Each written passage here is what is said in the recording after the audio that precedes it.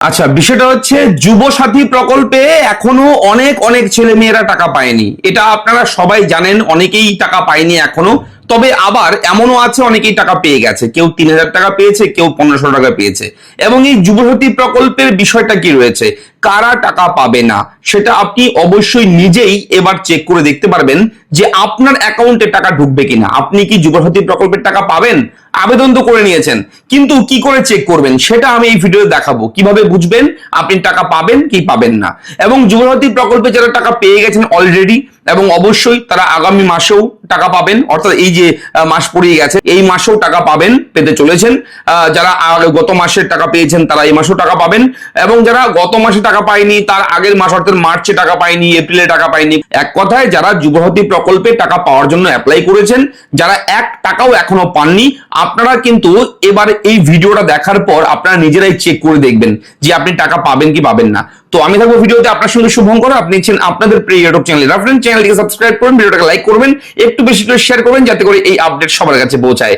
চলুন দেখে নেই এই মুহূর্তের যুবসাথী প্রকল্প নিয়ে ব্রেকিং আপডেট। এই মুহূর্তের বড় আপডেট অবশ্যই আপনাদের সঙ্গে শেয়ার করবো। আপনারা যারা এখনো টাকা পাননি, আপনারা এখনই ভিডিওটা দেখার পর আমি যেভাবে দেখাবো সেইভাবে আপনারা করে নেবেন, দেখে নেবেন, চেক করে নেবেন যে আপনি টাকা পাবেন কিনা। তো আপনি অবশ্যই আমাদের চ্যানেলটিকে এখনই সাবস্ক্রাইব করুন। আমরা প্রতিদিন আপনাদের জন্য বিভিন্ন জরুরি গুরুত্বপূর্ণ ভিডিও প্রোভাইড করি, তাই চ্যানেলটা সাবস্ক্রাইব করতে ভুলবেন না।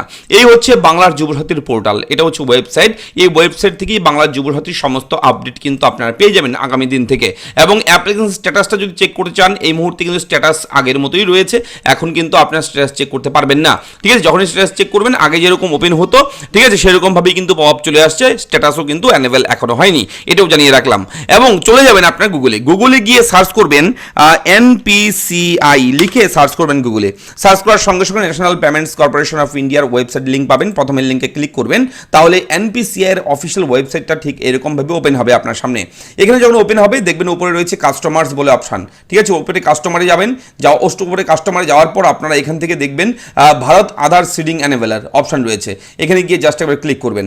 এখানে ক্লিক করার সঙ্গে সঙ্গে পরবর্তী পেজ আপনার সামনে ওপেন হবে। আমি দেখাচ্ছি A to Z। অবশ্যই এই ওয়েবসাইটটা মাঝে মাঝে একটু সার্ভারের ইস্যু থাকে, আপনারা ট্রাই করবেন আবার। ওয়েবসাইটটা যদি সার্ভার ইস্যু থাকে আবার ট্রাই করবেন। তো এইভাবে কিন্তু ওপেন হয়ে যাবে পরবর্তী পেজ। আর এনেবল করার জন্য, ডিসেবল করার জন্য এই পোর্টাল, এই লিঙ্ক অবশ্যই কিন্তু এই সাইডে দেখবেন অনেকগুলো অপশন। এর মধ্যে থেকে আপনারা আধার ম্যাপড স্ট্যাটাস, এই যে অপশনটা রয়েছে আধার ম্যাপড স্ট্যাটাস, এখানে গিয়ে ক্লিক করবেন। ক্লিক করার সঙ্গে সঙ্গে আধার কার্ড নাম্বার দেওয়ার জায়গা চলে আসছে।